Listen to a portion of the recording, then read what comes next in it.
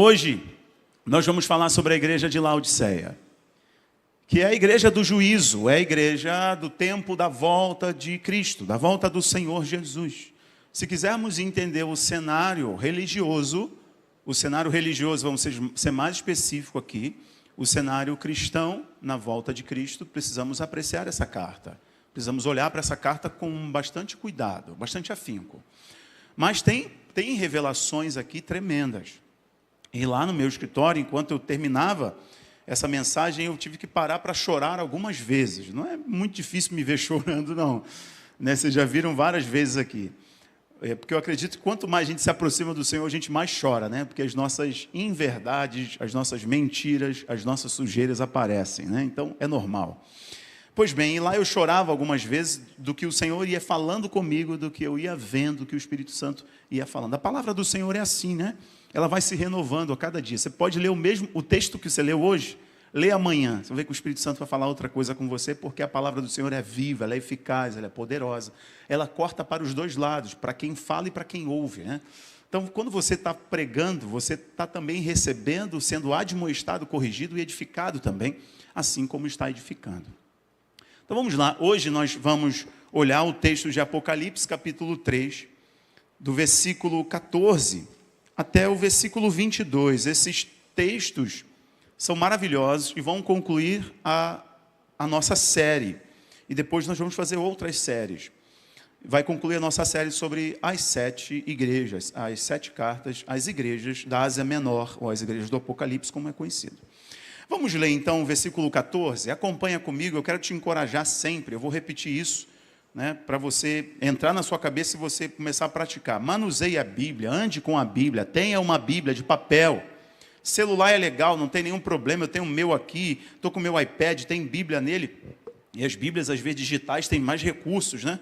Mas comunica muita coisa você andar com a sua Bíblia, né? Você andava com tanta porcalhada antigamente e se orgulhava. Às vezes você postava foto com aquela garrafa de cerveja, achando que aquilo era da hora, era legal, né? E hoje você não quer andar com a sua Bíblia. Olha como as coisas comunicam, as imagens falam muito. Então, comunique as verdades e o que a Bíblia significa para você, portando a Bíblia mesmo de papel. É legal isso, é importante. Mas vamos lá. Versículo 14, nós vamos ler e depois vamos pontuando versículo por versículo para ser didático e instrutivo com vocês hoje. Leiam comigo, por favor. Ao anjo da igreja de Laodiceia, escreve: assim declara o Amém, a testemunha fiel e verdadeira, o soberano da criação de Deus. Conheço as tuas obras, sei que não és frio nem quente.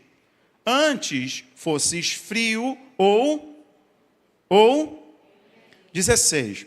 E por este motivo, porque és morno, não és frio nem quente, estou a ponto de vomitar-te da minha boca. Nossa, que pesado. 17. E ainda dizes: estou rico, conquistei muitas riquezas e não preciso de mais nada. Contudo, não reconheces que és miserável, digno de compaixão, pobre, cego e que está nu. Versículo 18. Portanto, ofereço-te este conselho: adquire de mim ouro refinado no fogo, a fim de que enriqueças, roupas brancas, para que possas cobrir tua vergonhosa nudez, e compra o melhor colírio, para que, ao ungir os teus olhos, possa enxergar claramente. 19. Eu repreendo e corrijo a todos quanto amo. Sê, pois, diligente e arrepende-te. Eis que estou à porta e bato. Se alguém ouvir a minha voz e abrir a porta, entrarei em sua casa, cearei com ele e ele comigo. Versículo 21. Ao vencedor, eu lhe concederei que se assente comigo no meu trono. Uau! Assim como eu venci e me assentei com meu Pai no seu trono. 22, a gente conclui. Aquele que tem ouvidos para ouvir, compreenda o que o Espírito revela às igrejas. Uau! Você pode dar um aplauso aí pela palavra do Senhor? Nós estamos hoje concluindo a série dessa mensagem que começou com a igreja de Éfeso. As palavras que Deus direcionou ao seu filho, o seu filho transmitiu ao anjo e o anjo conferiu a João. E João direcionou às igrejas. Reforço alguns pontos para vocês. O livro de Apocalipse não deve gerar medo em vocês. Só gera medo se você não conhece. Tudo aquilo que você não conhece vai gerar palpitação, você vai ficar com medo, porque tudo que você sabe é o que falaram para você. Você só conhece de ouvir falar. Lembra no livro de Jó, quando foi tirado dele toda a sua riqueza, um dos homens mais ricos do Oriente. O Oriente era uma das regiões mais importantes da terra nessa época. Jó ficou com tumores em todo o seu corpo, perdeu seus filhos, suas filhas. Jó perdeu seus animais, ficou se coçando com um caco de telha. Lá no capítulo 42, encerrando o capítulo, ele vai dizer assim: eu te conhecia só de ouvir falar, mas agora, ó Senhor, os meus olhos te veem. Ou seja, eu não sou guiado mais pela experiência do outro, pelo testemunho do outro. Deixa eu te dizer isso. Talvez você se converteu por causa do testemunho de alguém. Talvez você entrou aqui por causa do convite de alguém. Talvez você em algum momento se arrepiou, chorou e se emocionou por causa do convite, da palavra, do testemunho, do louvor de alguém. Mas isso não vai te sustentar em toda a sua caminhada cristã. O que vai te sustentar é você ver o Senhor face a face. Ou seja, é uma decisão de conhecer a Deus. E a coisa mais extraordinária é que o Senhor está de braços abertos para todos aqueles que decidem se aproximar dEle. Tem alguém aqui que quer se aproximar do Senhor nessa noite? Tem? Amém, amém. Eu também quero. Então, o que está acontecendo aqui para essas igrejas é que o livro está sendo aberto. E o livro de Apocalipse começa com o primeiro versículo, a primeira frase é a revelação de Jesus Cristo. Então, por mais que seja um livro cheio de selos, trombetas, pragas, falso profeta, anticristo, terremotos, e por aí vai, selos, sentenças, juízos, isso é barulho para o mundo e é sinfonia para os ouvidos da igreja. Eu vou repetir. A igreja, quando lê essas palavras, quando ela lê essas palavras, ela entende que é a revelação. Eu repito porque abri a série citando essa frase, cito para vocês novamente para encerrá-la. Revelação não é dada para estranhos, revelação só é dada para íntimos. Quem escreveu o livro de Apocalipse foi João, e João era aquele que encostava a cabeça no peito de Jesus enquanto ele pregava os seus sermões. Quer ter revelações? Quer entender o que Deus está falando? Para de buscar o profeta Cotinha, para de buscar a irmã da revelação, a irmã Cotinha do portão de ferro. Busque você o Senhor. Ele mesmo disse: se você quiser falar com o Senhor, tem Deus, entra no teu quarto, fecha a tua porta, clama a Ele que está em oculto, e certamente Ele te ouvirá. Mas a decisão de receber a revelação é tua. Tem que queimar no teu coração se aproximar de Deus, porque você, quando se aproxima de Deus, Ele te recompensa, diz a palavra. Então o livro de Apocalipse começa com a revelação de Jesus Cristo, apesar de todo o cenário de caos. O cenário de caos é barulho para quem não conhece Deus em intimidade. Não sei se vocês lembram de um episódio lá no Antigo Testamento, em que Moisés falava com Deus face a face. Alguém aqui lembra disso? Lembra? Acena com a sua mão se você lembra. Ok. Moisés falava com Deus face a face. E o povo de Israel estava incomodado, porque as pessoas que não têm intimidade vão se incomodar quando você vier dizendo: Deus falou comigo hoje. Não se preocupe, porque elas se incomodam com aquilo que elas não conhecem. E aí as pessoas estavam incomodadas com Moisés, porque Deus falava com Moisés face a face. Então elas, que não pagavam o preço que Moisés pagava para falar com Deus face a face, decidiram se queixar e falar assim com Moisés: Moisés, nós queremos ir falar com Deus face a face também. Por que só você fala com Deus? Você se acha mais especial do que todo mundo? Você é a última Coca-Cola do deserto, o biscoitinho do pacote? Aí Moisés falou: tá bom, simbora, vamos comigo.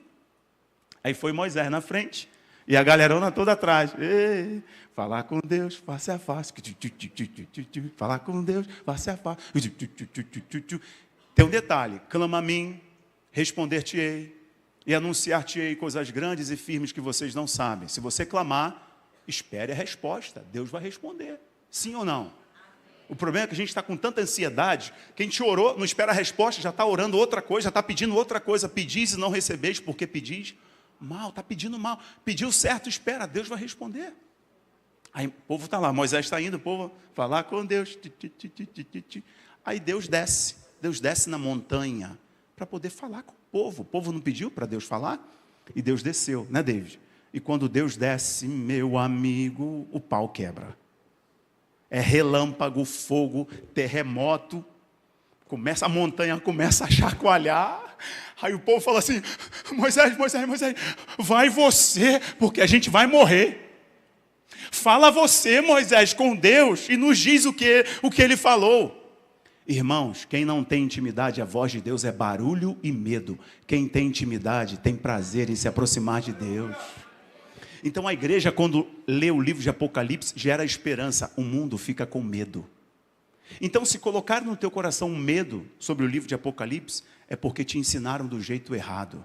A igreja estará guardada, a igreja vai ser provida, a igreja será cuidada pelo Senhor em todos os eventos do livro de Apocalipse. Todos.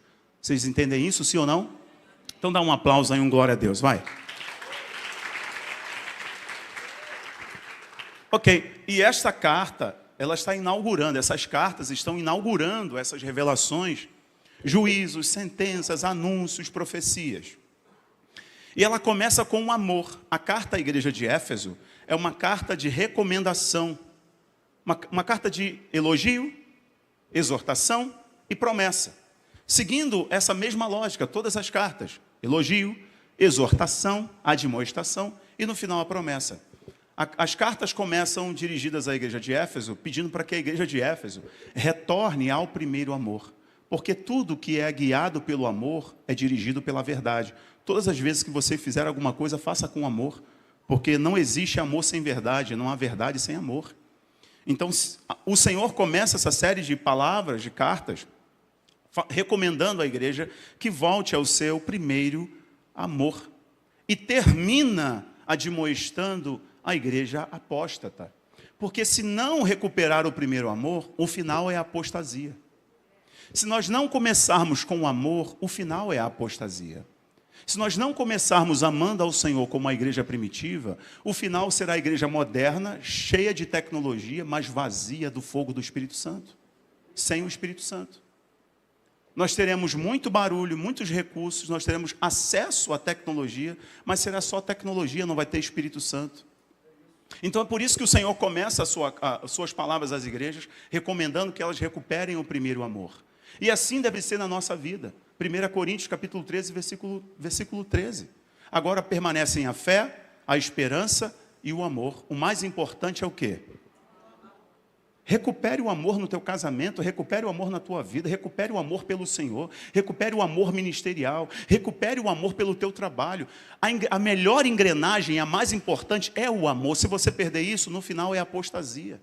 Você está trocando as coisas mais importantes. As prioridades se invertem se você não começar com amor.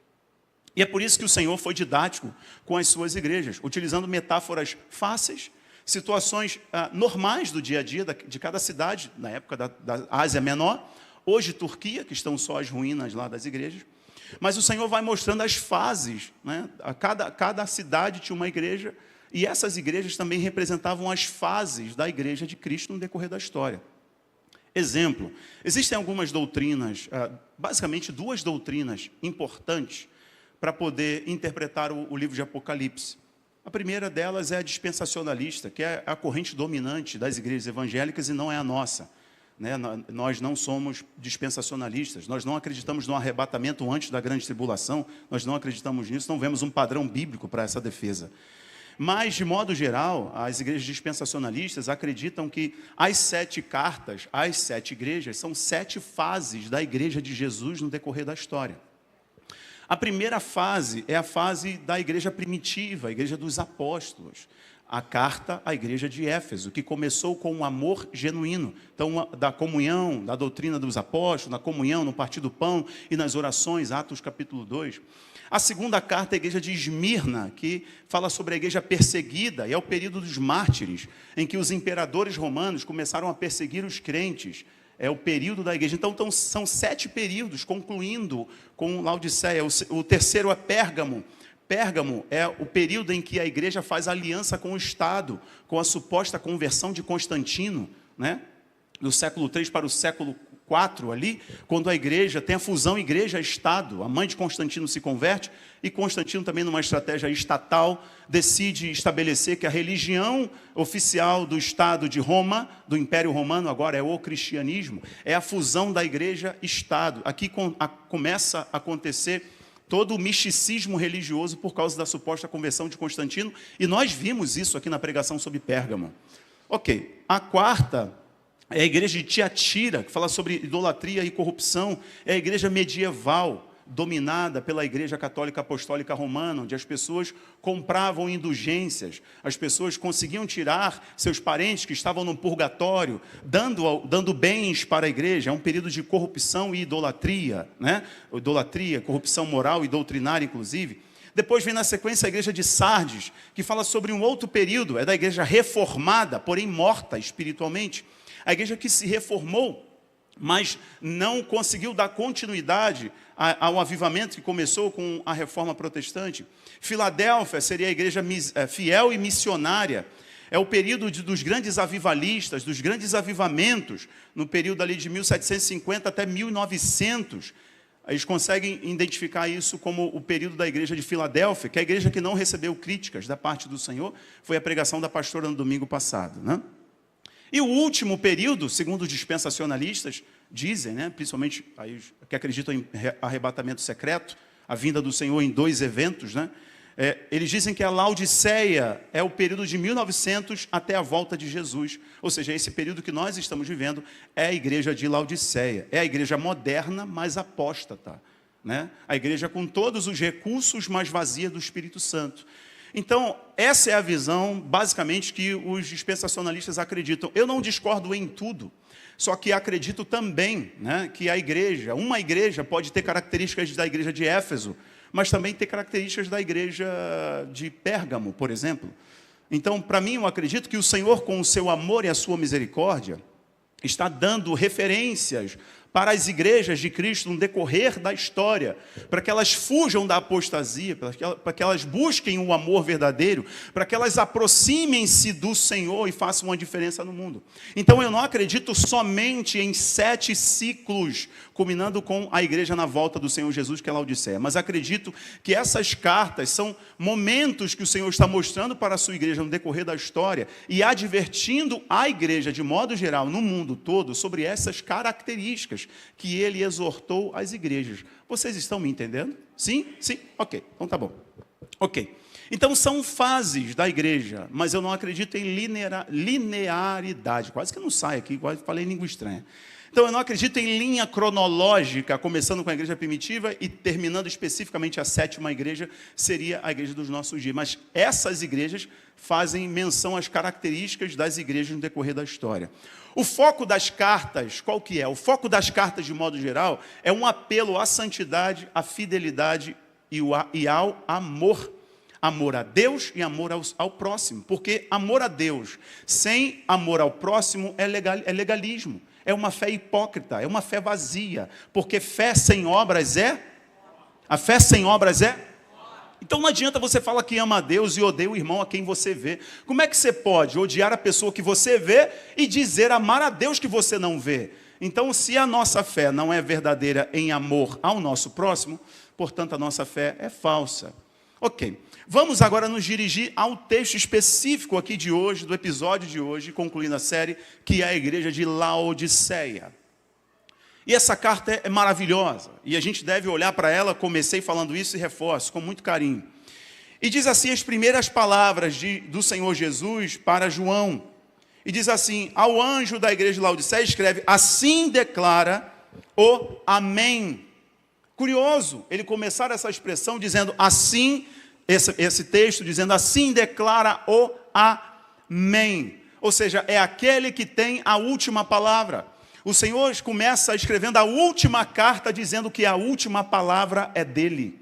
Ele começa dizendo que não há ninguém na terra, não há ninguém debaixo da terra, não há ninguém nos ares que possa desfazer a palavra dele. Então tudo aquilo que Deus disse a respeito dessa igreja, tudo aquilo que Deus disse ou disser a seu respeito, tudo aquilo que Ele prometerá a você, não há ninguém com maior autoridade capaz de mudar aquilo que Ele disse.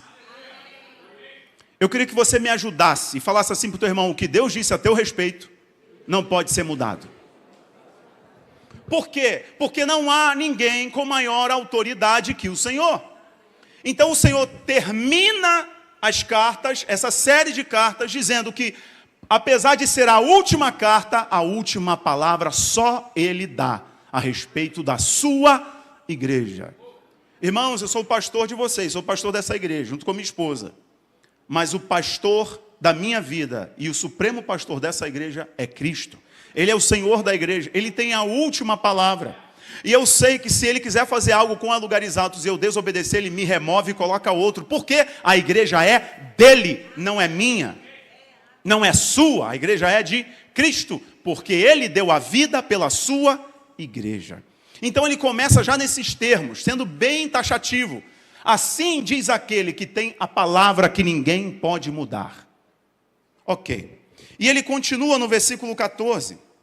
A testemunha fiel e verdadeira, o soberano da criação de Deus. Olha João o que está fazendo aqui.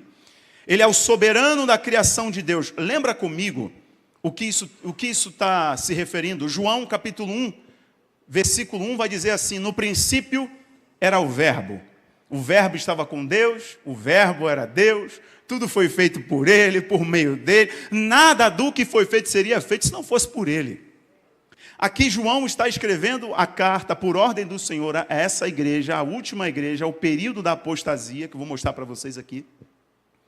Dizendo, aquele que está falando com vocês tem a última palavra, e Ele é o soberano da criação de Deus. Significa que João está reforçando o que foi escrito no seu Evangelho. Tudo que existe foi feito através de Cristo. Tudo que existe foi feito através de Jesus Cristo. Não sei se vocês estavam aqui, se todos estavam aqui quando nós ministramos uma palavra que se chama Haja Luz. Essa mensagem está no nosso canal do YouTube, no canal da Igreja Lugares Altos do YouTube. Aconselho você a assistir. Por que eu lembrei? Por que o Espírito Santo me fez lembrar dessa palavra? Por quê? Em determinado momento eu contei para vocês um conceito do judaísmo que se chama Or Haganus. Or Haganus é uma luz invisível, uma luz que não pode ser vista pelo homem, entendida pelo homem, e é a luz do Mashiach, é a luz do ungido. Os judeus que não reconhecem Jesus Cristo como Senhor e Salvador da humanidade, estão no engano, esperando um falso Messias, um falso ungido, porque o verdadeiro Messias, ele já veio, sofreu, morreu e ressuscitou ao terceiro dia. Amém, irmãos? Ok. E os judeus acreditam que no processo da criação, essa luz ficou oculta e será revelada no Messias, no Mashiach, no ungido. Então, quando Jesus Cristo fala que Ele é a luz do mundo, Ele está dizendo que essa luz que foi escondida dos homens era Ele mesmo, manifesta na carne. E aqui no livro de Apocalipse, João está dizendo, assim como em João capítulo 1, versículo 1 do Evangelho, que Jesus é essa verdade que estava escondida e é revelada no coração de todos aqueles que creem nele como Senhor e Salvador. Todos aqueles que andavam em trevas, mas agora brilhou uma forte luz aos seus olhos. O que aconteceu com você, o que aconteceu comigo, quando a luz do Evangelho iluminou o nosso entendimento. O Evangelho tem um poder de iluminar, abrir os seus olhos, iluminar os seus olhos. Não é te arrepiar, arrepio é maravilhoso, eu me arrepio direto, me emociono direto, mas é o seu entendimento, você compreender o que é o Evangelho de Cristo. E que sem o Evangelho de Cristo você está condenado ao inferno. Ele mesmo disse no livro de Marcos: ide ao mundo inteiro e pregar o Evangelho a toda criatura. Aquele que crer e for batizado será salvo, e aquele que não crer já está condenado. Então, se você entender o Evangelho, você se rende a Cristo, e aí vem a luz do Evangelho no seu entendimento. E João está reforçando essas coisas aqui, eu vou passar bem rápido. O objetivo aqui com o Senhor para esta igreja, vocês vão ver agora no versículo 15. Continue com a sua Bíblia aberta e vamos manusear de versículo a versículo. Versículo 15 diz assim: conheço as tuas obras. sei que não és frio ou... Irmãos, Deus é tão poderoso e didático com a sua igreja, que antes dele abrir a porta do céu para João, ele está nos ensinando a como subir e entrar pela porta do céu. O capítulo 4, vocês vão ver a primeira frase do capítulo 4, vocês vão ver que é o Senhor convidando João para subir. Suba, e Deus mostra uma porta para João subir. Não é à toa que o convite para João subir e João ver uma porta vem depois das sete cartas, às 7 igrejas. Porque se nós seguirmos esse conselho, assim acontecerá conosco. Quando soar a última trombeta e Jesus voltar nas nuvens, nós também subiremos com um corpo transformado na volta de Cristo. Amém ou não amém? Mas é depois do entendimento dessas palavras das sete igrejas, das 7 cartas que foram escritas. Então, depois dessas coisas, o Senhor diz, sobe aqui, João, que é o capítulo 4. Mas vamos voltar ao versículo 15, que diz assim, conheço as tuas obras. Sei que não és frio nem quente. Antes você fosse frio ou fosse quente. O que está acontecendo aqui, irmãos? É que o Senhor está fazendo uma exortação ao perigo de se ficar em cima do muro. O perigo de não assumir o risco de viver pela fé. O Senhor está exortando uma igreja que escolheu o conforto ao desafio da fé. Laodiceia escolheu o conforto que o dinheiro pode promover, ao que a estrutura pode conceder. Laodiceia escolheu um caminho perigoso, que é o caminho confortável. Se a fé não te confronta, não é mais fé, é conforto. Se você for confrontado por Deus, fique tranquilo, porque Ele está te movendo para o lugar mais alto. Ele está te movendo para o centro da vontade dEle. Amém ou não amém? Amém. Ok, vocês estão comigo. Aqui o Senhor começa exortando uma igreja que era morna. E Ele diz assim, olha, cuidado, porque a posição de ficar em cima do muro, ela é extremamente perigosa. Porque quando você está em cima do muro, você não assume o risco de viver pela fé. Vou te contar uma história rapidamente, sendo bíblico. Guarda aqui, ó. Jesus vinha pregando e as multidões vinham até ele. As multidões iam. Jesus vinha pregando e a multidão ia se aproximando. Bruno, Marcos, a multidão ia se aproximando. Aí Jesus chega numa praia, tem uns camaradas lavando a rede, porque tentaram pescar a noite toda e não pegaram nada. Vocês lembram disso? Lembram disso? Estão comigo? Beleza. E eles estão cansados. E a Bíblia diz que Jesus chega para o Pedrão, olha para ele e fala assim, ei, vá lá. Pode ir, vocês vão conseguir pescar. Senhor, faz isso não, estou vendo aí pela sua roupa, pela multidão, você é um pregador, tem muitos pregadores nessa época aqui, mas não dá não, eu te entendo de mar, não vai dar não, eu trabalhei a noite toda, não pesquei nada, voltei sem o meu pão para casa, é complicado, não vai dar não, Senhor, eu domino o mar, o Senhor domina a palavra, a Torá, eu domino o mar. Vá para onde as águas são mais profundas. Vai. Aí Pedro olha para ele, vá para onde as águas são mais profundas. Pedro olha para ele e fala assim, sobre a tua palavra eu lançarei a rede. A melhor decisão de Pedro estava nessa frase, sob a tua palavra. É debaixo dessa palavra que nós caminhamos. Fé é isso, calma aí, ó. Aí Pedrão vai, ele joga a rede, onde as águas são mais profundas. A multidão que acompanhava Jesus, essa multidão, ela fica ali na praia, sim ou não? A multidão não entrou no barco, ela ficou na praia. Jesus pregou coisas poderosas para aquela multidão, sim ou não? Sim, porque tudo que Jesus falava era maravilhoso. Da primeira pregação de Jesus na sinagoga, todo mundo ficou admirado. Uau! Uau! Ele prega como quem tem autoridade, não como os fariseus. Jesus abria a boca, os demônios se manifestavam. Aleluia! Jesus tinha muito poder e muita autoridade. Era diferente o negócio, que é o Filho de Deus manifesta em carne. Ok, fica comigo. A multidão que ficou ali na praia ouviu uma palavra poderosa, sim ou não? Poderia ter acontecido milagre? Aconteceu milagre, possivelmente? Sim, muita coisa aconteceu. Pedro e os companheiros de Pedro ali que entraram no barco foram para onde as águas são mais profundas. Eles viram um milagre? Teve pesca maravilhosa? Era tanto peixe que teve que pedir ajuda ao barquinho do lado, porque o barco deles ia afundar. Ou seja, quem ficou na areia, em solo firme, viu milagres? Sim. Ouviu uma palavra poderosa? Sim. E quem se desafiou e foi em alto mar, viu milagres? Sim. Recebeu uma palavra poderosa? Sim. Qual é a diferença? A diferença é em que nível eu quero viver. Porque quando eu estou aqui na segurança, a mornidão faz isso com você. Você está sempre procurando a segurança, nunca aceita o desafio.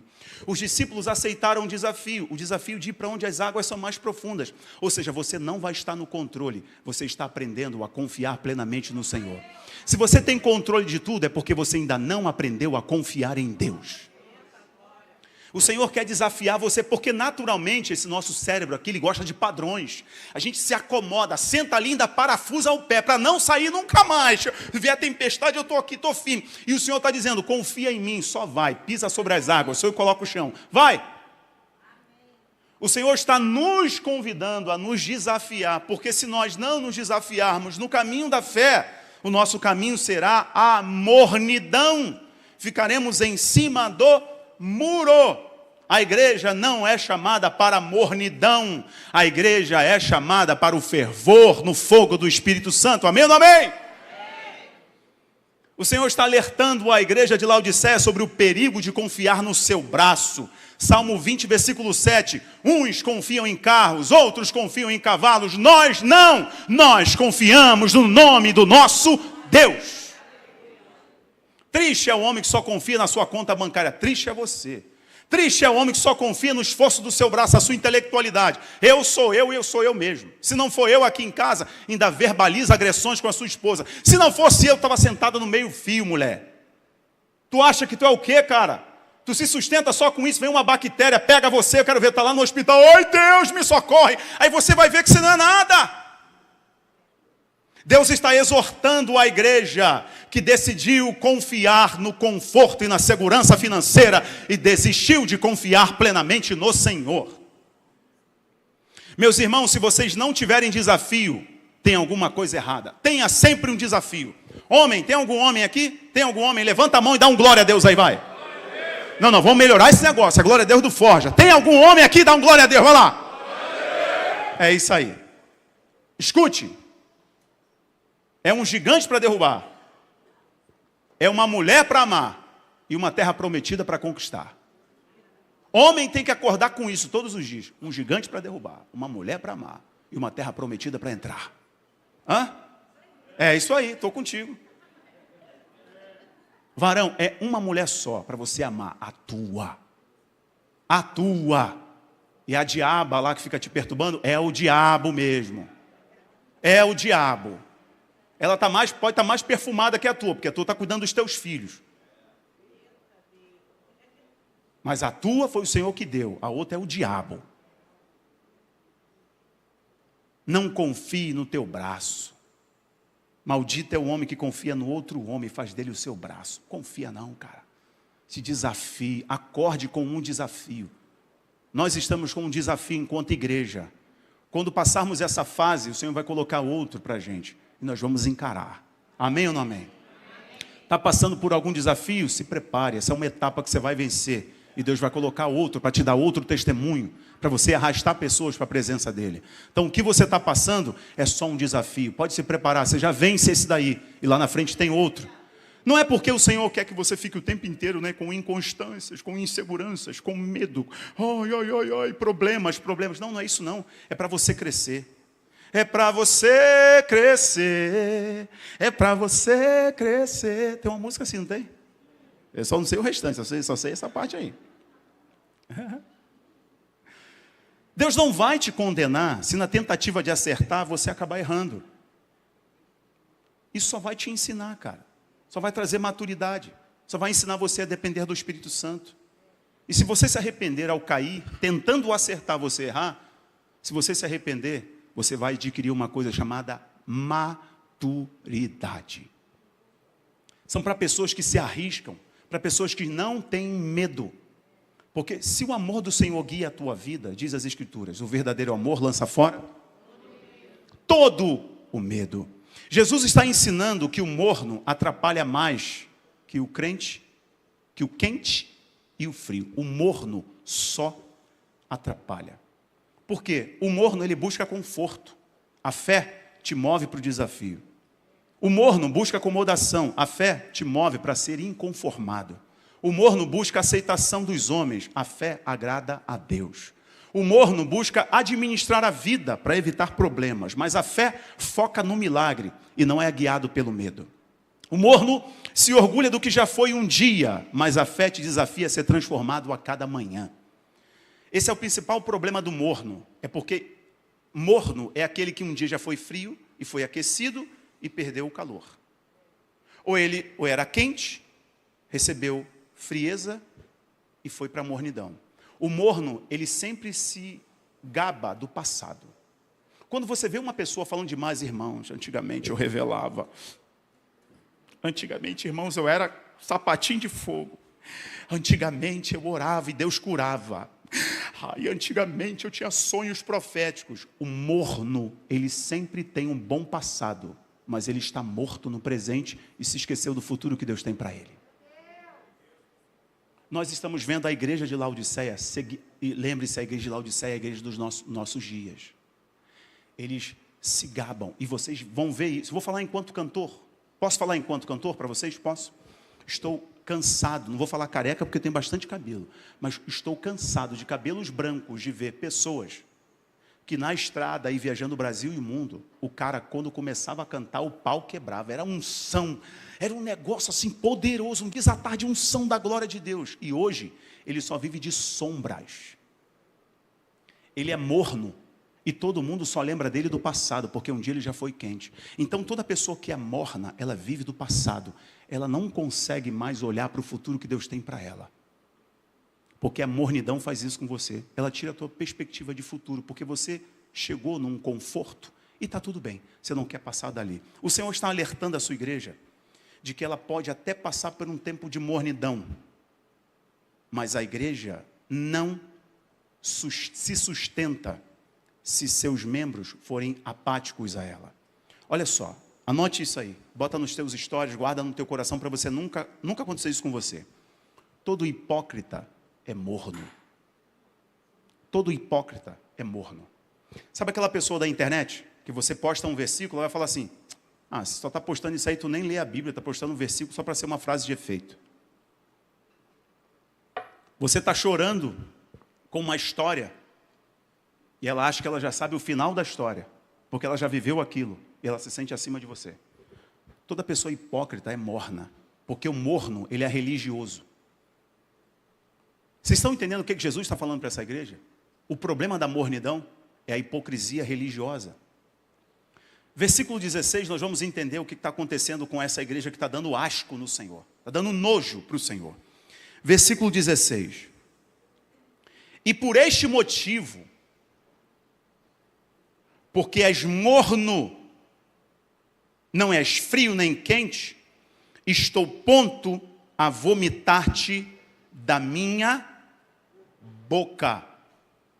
Olha isso, irmãos, Laodiceia era muito rica. Era uma das regiões mais ricas da Frígia. Laodiceia era tão próspera que no ano 60 teve um terremoto naquela região da Frígia que destruiu a Laodiceia. Laodiceia não recorreu ao imperador romano para reconstruir a cidade, porque os bancos de Laodiceia eram fortes e poderosos. Laodiceia se orgulhava do seu ouro, se orgulhava da sua prata e se orgulhava de 3 coisas. Eu vou elencar aqui, ranquear para vocês. Primeiro, Laodiceia se orgulhava da sua indústria têxtil, da sua capacidade de produzir vestes. Segundo, Laodiceia se orgulhava da sua medicina oftalmológica. Laodiceia tinha uma das maiores e melhores medicinas oculares da época. Laodiceia produzia um colírio na época que curava parte da cegueira. As pessoas viajavam de todos os lugares da Ásia para ir a Laodiceia receber o colírio que Laodiceia inventou. Laodiceia tinha uma grande escola de medicina. Laodiceia, terceiro, se orgulhava da sua riqueza. Veja que coisa interessante. Que coisa interessante. Laodiceia, apesar da sua riqueza, apesar da sua capacidade têxtil, apesar da sua medicina, Laodiceia não tinha fontes de água. A água que chegava em Laodiceia vinha de duas cidades, Hierápolis e Colossos. A água que vinha de Colossos era uma água gelada, que vinha pelos aquedutos que os romanos construíram. As águas que vinham de Hierápolis eram águas quentes, porque Hierápolis tinham termas. E essas termas funcionavam como águas medicinais. E os doentes iam para Hierápolis, uma cidade acima de Laodiceia, e eles entravam nessas águas para poder serem curados dessas enfermidades. Laodiceia tinha riqueza, ouro, prata, indústria têxtil. Laodiceia se orgulhava da sua medicina, portanto, orgulhava-se da sua riqueza, orgulhava-se da sua medicina e da sua indústria têxtil. Só que Laodiceia não tinha água potável, água agradável. Porque quando as águas frias vinham de Colosso, era um caminho longo. E elas se cruzavam com as águas que vinham de Hierápolis. E o encontro da água fria de Colosso com a água de Hierápolis, a água chegava em Laodiceia morna. E a água morna é tradicionalmente conhecida no judaísmo como água morta. Quer ver um exemplo? João capítulo 4, Jesus está entrando numa cidade chamada Samaria. E ele chega a um poço, e ele veio caminhando e está com sede. Ele para num poço, e no poço tinha uma mulher pegando água. E o horário, João vai dizer que era o horário por volta do meio-dia. Sol do meio-dia, naquela região, a água era fria ou a água era morna? A água era morna. E é por isso que Jesus diz para ela assim, se tu soubesses quem está falando contigo, tu me pediria água, e eu te daria uma água viva, jorraria para a eternidade do teu interior. Porque a tradição judaica diz que a água do poço ao meio-dia, quem bebia, bebia para a morte, porque era morna. A água que todo mundo pegava no poço era de manhã cedinho, 6 da manhã, por causa do orvalho. Então essa água morna, ela está matando você. A mulher samaritana estava ali ao meio-dia porque fugia do seu histórico, porque ela tinha muitos maridos, e o marido que ela estava agora não era dela, era de outra.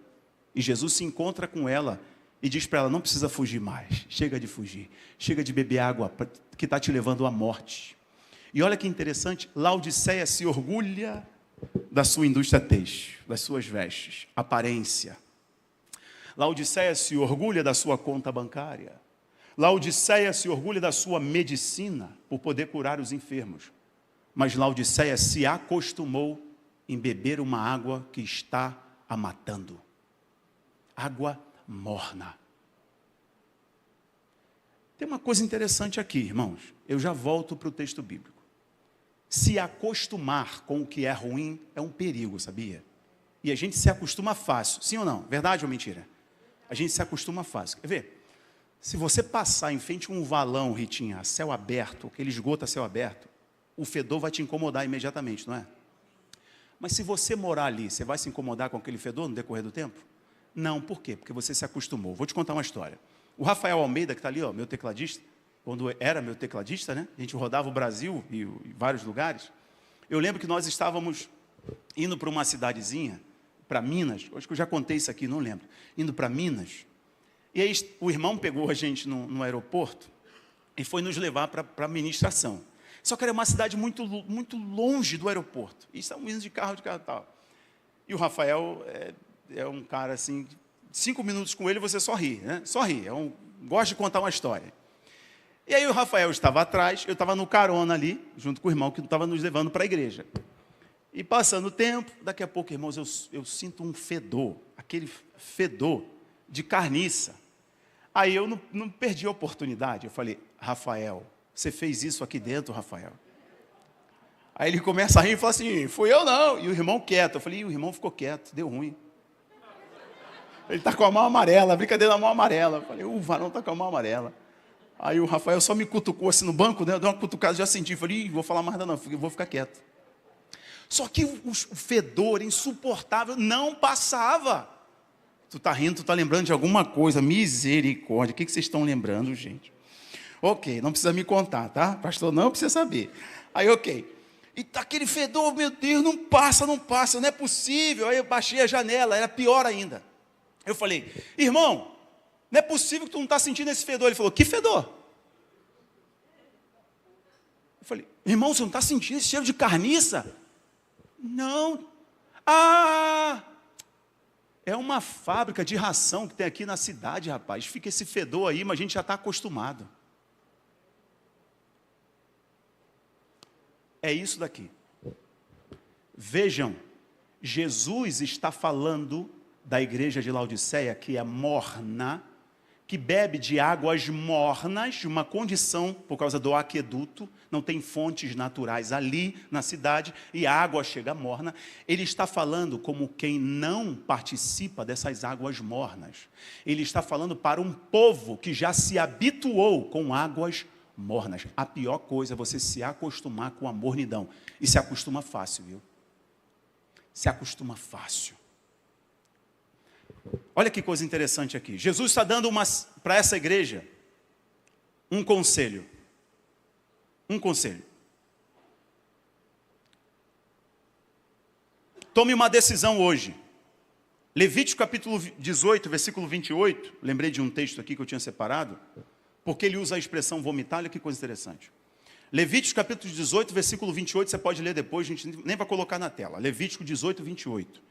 Diz assim: para que a terra não vos vomite, por havê-la nela contaminado, como vomitou a nação que nela estava, antes de vós.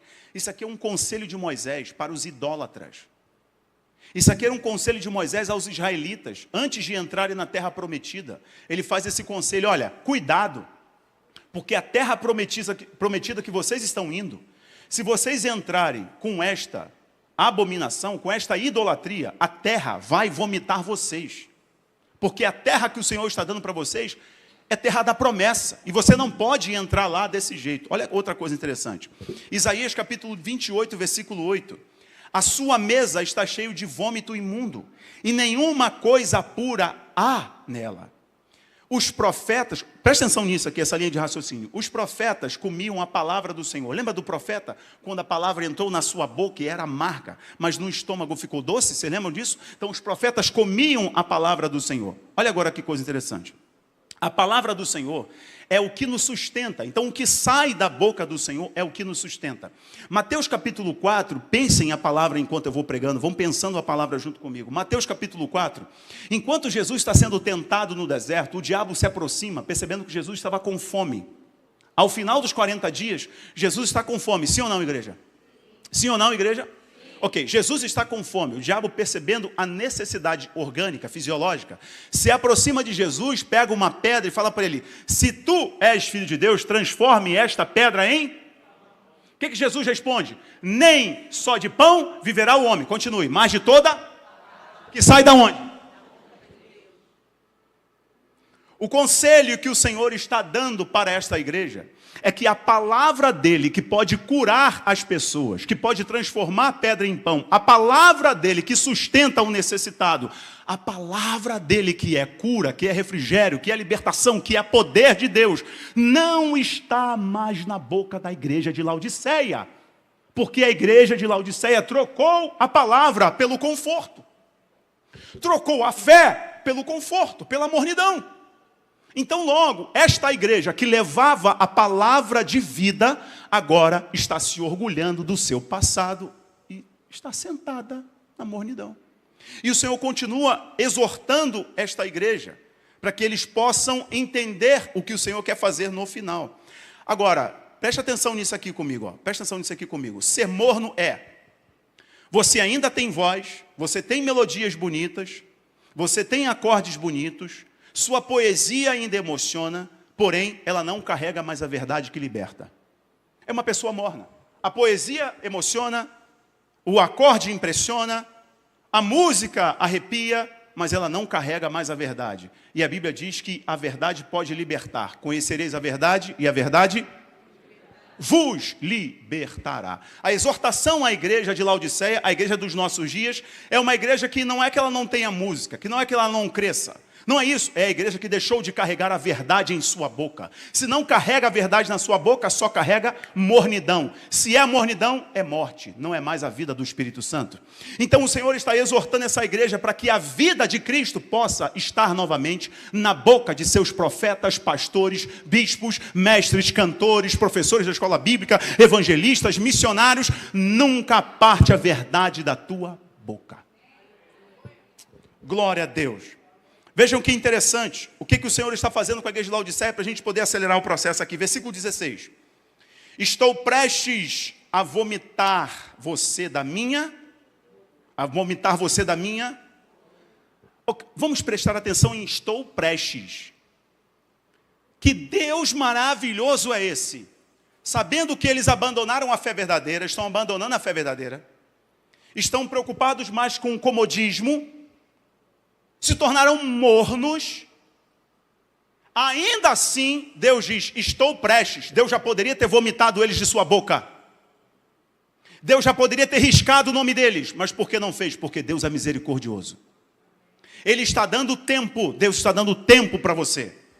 Deus está sendo paciente com você. Ele está sendo paciente comigo. Olha como Ele é paciente comigo. Deus está sendo misericordioso com você. Como está sendo misericordioso, como Ele estava sendo misericordioso com os crentes de Laodiceia. Ele está dizendo, está difícil de engolir, mas eu ainda não te rejeitei. Aproveite essa janela de oportunidade. Deus está dando oportunidade a você que está me assistindo pela internet. E como Ele é poderoso. Ele está dizendo, olha aí, versículo 16. Estou prestes, ainda não fiz. Estou sendo misericordioso e paciente com você. O que eu recebo de você está muito ruim, mas ainda não perdi a esperança no teu arrependimento. Deus não perdeu a esperança de você virar a chave de uma vez por todas. Deus não perdeu a esperança de você acreditar no amor dele na tua vida e ressignificar a tua mente em nome de Jesus. Ele não perdeu a esperança em você. Eu sei que para nossa mente religiosa é muito difícil ouvir isso. Deus não perdeu a esperança em mim. Porque se você não for uma aposta de Deus, por que Ele mandou o Filho para morrer na cruz? Pelos anjos? Os anjos não pecaram. Os que pecaram já foram condenados. Ele mandou o Filho para morrer na cruz por você. Logo, Deus espera que você acredite na palavra dEle, acredite no amor dEle e refaça a sua vida obedecendo a palavra dEle. Amém ou não amém, igreja? Amém. Por mais que seja ruim ouvir isso, que você é morno, o interessante é que quando a gente escuta isso, nós estamos percebendo que Ele ainda nos ama. Agora eu te pergunto, por que essa igreja se tornou morna? Versículo 17. Versículo 17, vamos lá. E ainda dizes, estou rico, conquistei muitas riquezas e não preciso de mais nada. Mateus capítulo 6, versículo 21. Onde estiver o teu tesouro, estará o teu coração. Por que Laodiceia se tornou morna? Por causa da autossuficiência. Eu não dependo mais de ninguém. Eu não preciso de conselho de ninguém. É aquela história, eu sou eu e eu mesmo, e acabou, e sou eu mesmo. É isso aí. A autossuficiência vai derrubar você da sua posição de fervor espiritual. Por que Laodiceia se tornou morta? Por causa da cegueira espiritual. Cegueira espiritual. Nada mais no mundo espiritual tem valor. A oração não tem mais valor. O jejum não tem mais valor. Irmãos, da última vez que eu levei os irmãos a lugares altos, os irmãos da escola de servos no monte, eles viram lá, nós subimos no monte. Ficamos mais ou menos das 8 da manhã até umas meio-dia, onde entregamos o jejum ali. Não estou fazendo isso, falando isso aqui para gabar com vocês não, mas para servir de exemplo e testemunho. Façam, vão, mas sem meninice, sem palhaçada, viu? Deus fala no monte, assim como Ele fala no teu monte de coberta quando você dobra o joelho. Deus é Deus de perto e é Deus de longe, diz o profeta. Ok, mas às vezes esse esforço é necessário para a tua carne, para você. Você sabe o que você está vivendo, eu sei o que eu estou vivendo. Às vezes um esforço a mais é necessário. E aí nós subimos lá, escute isso aqui. Quando nós subimos, tinha uma senhorinha com o joelho dobrado. Ela estava com o joelho assim no meio das pernas. E ela orava. A gente estava ali orando, cantamos, choramos. Eu ministrei uma palavra, a pastora ministrou uma palavra. Teve aquele momento ali do surfar na presença. Meu, foi bom demais aquele monte ali, lá em Nova Iguaçu. Uhul, Nova Iguaçu. Tem alguém de Nova Iguaçu aí, de outro país? Tem não? E tem minha mãe. Tem ali o Alexandre. Aí, também. Aí, escuta isso, ó. De 8 até o meio-dia. Quando nós estamos saindo do monte, a senhorinha de cabelo branco ainda estava com a cabeça no meio das pernas, joelhos dobrados, orando e chorando. Sabe o que eu pensei?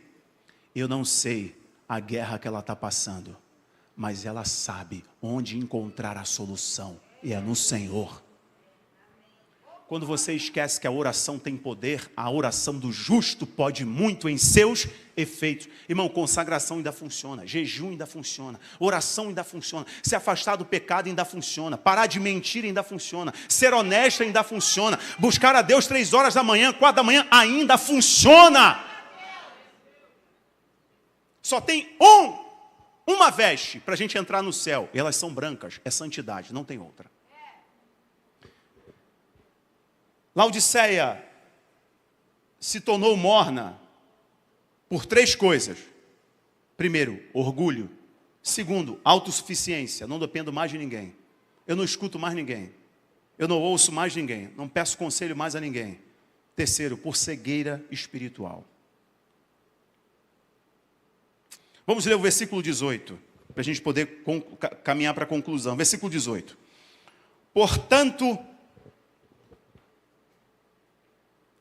ofereço-te este conselho: adquire de mim ouro refinado no fogo, a fim de que enriqueças, roupas brancas, para que possas cobrir tua vergonha e nudez, e compra o melhor colírio, para ungir os teus olhos, para que possas enxergar claramente. Olha o que o Senhor está dizendo aqui para a igreja de Laodiceia.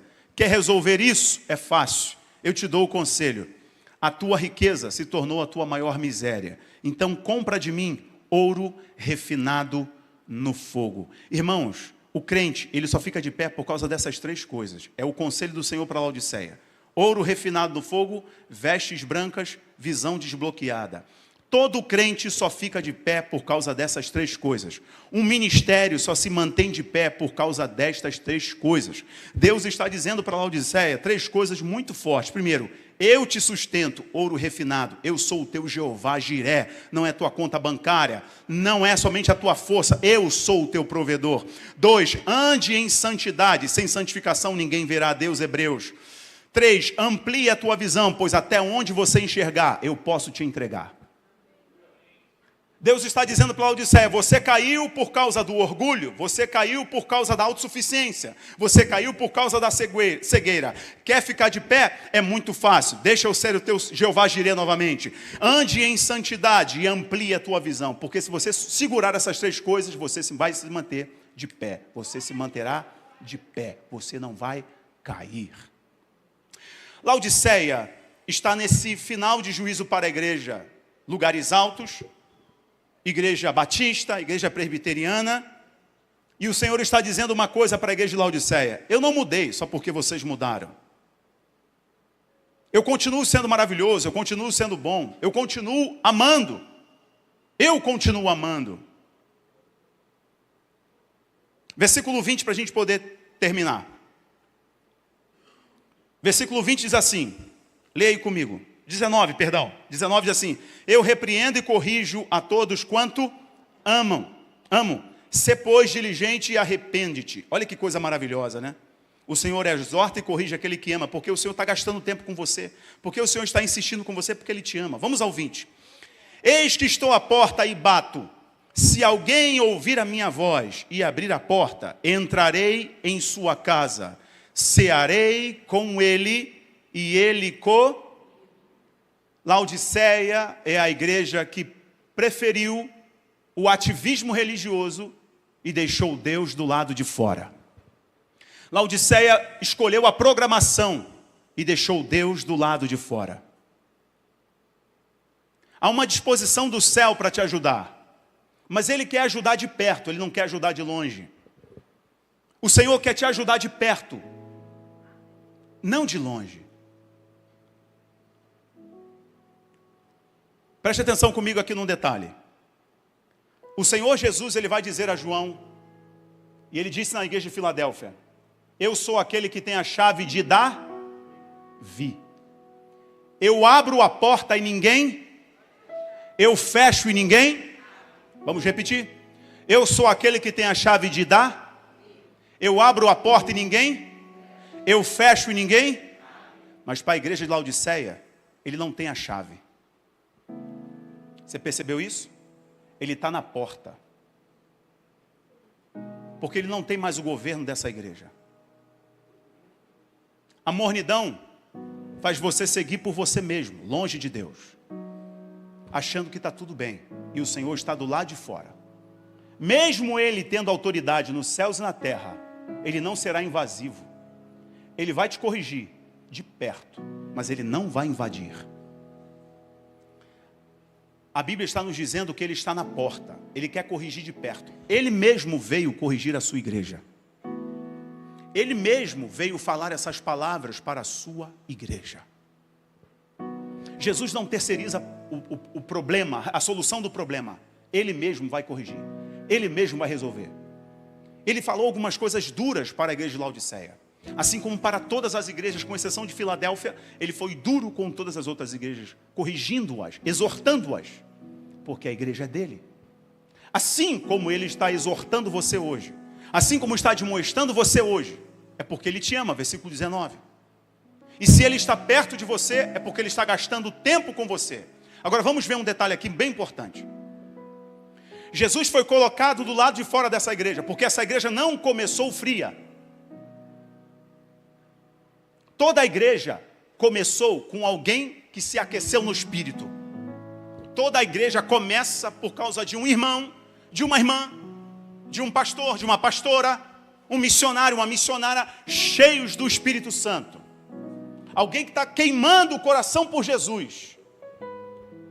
A igreja começa. Jesus está no centro dessa igreja. Jesus está no centro dessa casa. Jesus está no centro dessas pessoas, no centro do coração dessas pessoas. E essa igreja cresce, se expande. Essa igreja aprende a se ornar com vestes bonitas. Essa igreja mantém uma boa aparência, mas o seu interior não tem mais a essência. E todas as vezes que nós priorizamos a aparência e não a essência, nós colocamos Jesus para o lado de fora. Nós dissemos: Jesus, tu tens a chave de Davi, mas não tem a chave do meu coração. Tu tens a chave do mundo espiritual. O Senhor abre e ninguém fecha, fecha e ninguém abre. Mas do meu coração tu não tens. A igreja de Laodiceia era uma igreja de crente, servos do Senhor. Como pode Jesus estar do lado de fora batendo? Como pode essa igreja ainda estar funcionando com Jesus à porta? Será que ninguém percebeu que as suas músicas não valem mais de nada? Será que ninguém percebeu que as suas pregações não têm mais efeito porque as palavras são mornas? Será que os profetas todos ficaram cegos espirituais? Como pode ninguém perceber a igreja continuar com a programação, a gente continuar com o nosso dia a dia e não percebermos que deixamos Deus do lado de fora?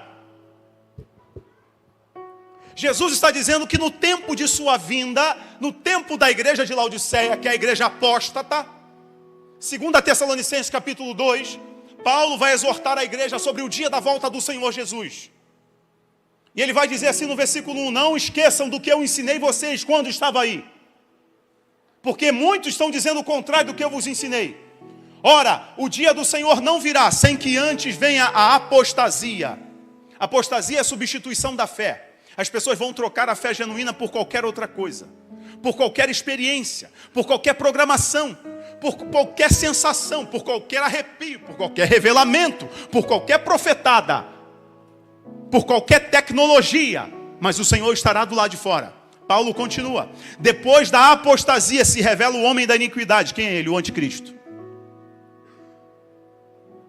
Paulo está dando uma ordem cronológica. É a igreja de Laodiceia, a igreja que apostatou, abandonou a fé. Como que ela fez isso? Programação, o Senhor do lado de fora e a programação do lado de dentro. Nada substitui o nosso tempo com o Senhor.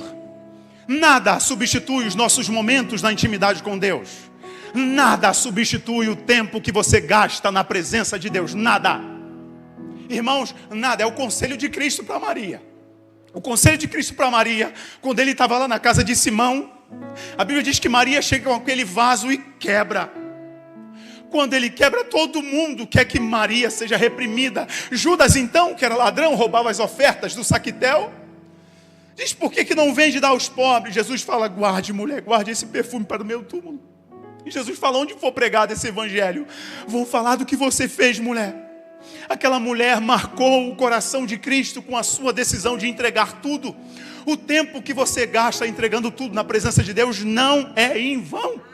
Nos momentos mais difíceis da tua vida, saiba de uma coisa: o Espírito Santo vai lembrar dessa semeadura tua de oração às 3 da manhã. No momento difícil, meu irmão, que Satanás quiser flechar a sua mente com dúvida, com medo, o Espírito Santo virá em você e vai soprar um ânimo, uma força, dizendo: eu sei que você tem histórico comigo, eu sei o quanto você me busca, eu sei o quanto você ama o Senhor. E o Espírito Santo vai te fortalecer. O Senhor Jesus disse assim: o Espírito Santo vos lembrará de todas as palavras que eu vos disse. Meus irmãos, o tempo que vocês gastam, o tempo que a igreja gasta colocando Deus do lado de dentro, esse tempo vai ter uma recompensa nos dias difíceis. A igreja de Laodiceia escolheu a programação, esqueceu da melhor parte. A melhor parte é Deus dentro e não Deus fora. Vamos encerrar agora. Jesus estava do lado de fora. E ele está dizendo: eu não estou mais aí dentro. Será que ninguém percebe? Será que vocês não perceberam que a igreja está cheia de recursos, mas está vazia da minha presença?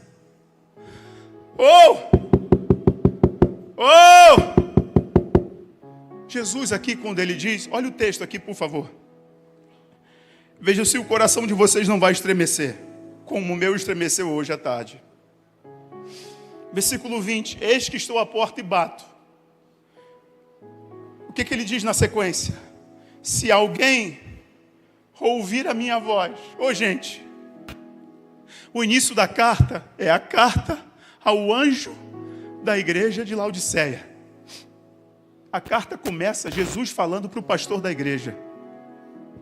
E no final, porque Deus está do lado de fora, Jesus não chama mais o pastor da igreja. Vocês perceberam? Ele diz: estou à porta e bato. Se alguém ouvir a minha voz. Avivamento não depende do pastor. É uma irmãzinha cheia do fogo do Espírito Santo. É um irmãozinho cheio do fogo do Espírito Santo. É um aluno em uma universidade cheia do fogo do Espírito Santo. É um patrão cheio do fogo do Espírito Santo que começa uma oração na sua empresa. É uma criança cheia do Espírito Santo que na sua escola começa a falar de Jesus porque aprendeu na igreja. É uma mulher que dentro de casa começa a jejuar e orar todas as semanas pela conversão do seu marido.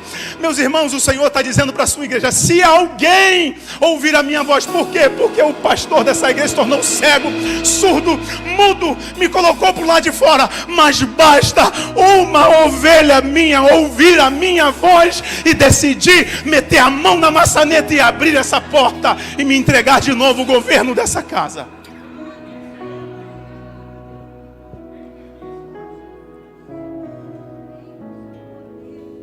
Basta uma pessoa decidir se levantar para ouvir a voz do Senhor. Ela não tem nome. A carta começa ao anjo, ao bispo, ao presbítero, ao pastor da igreja. E o Senhor nota que a solução não está na liderança que perdeu a visão, mas está em alguém que vai ouvir a voz. Esse alguém pode não ter nome, mas o que ele vai fazer vai ficar na história. Podem não reconhecer o teu nome, mas vão lembrar do que você fez na obra, na casa do Senhor. A história de Elias começa dizendo: o Elias o Tisbita. O que é Tisbe? O que é a cidade de Elias? Ninguém sabe de onde ele veio, mas todo mundo sabe o que ele fez. Podem não lembrar do teu nome, mas vão lembrar do que você fez. E deixa eu te falar uma coisa, o céu estará cheio de alguéns, dos alguéns. Como assim, pastor? Alguém que ouviu a voz e abriu a porta. Alguém que decidiu mudar o rumo da sua vida, da sua casa, ao ouvir a voz do Senhor. Alguém, algum homem que decidiu ouvir a voz do Senhor e ressignificar a sua história como sacerdote da sua casa.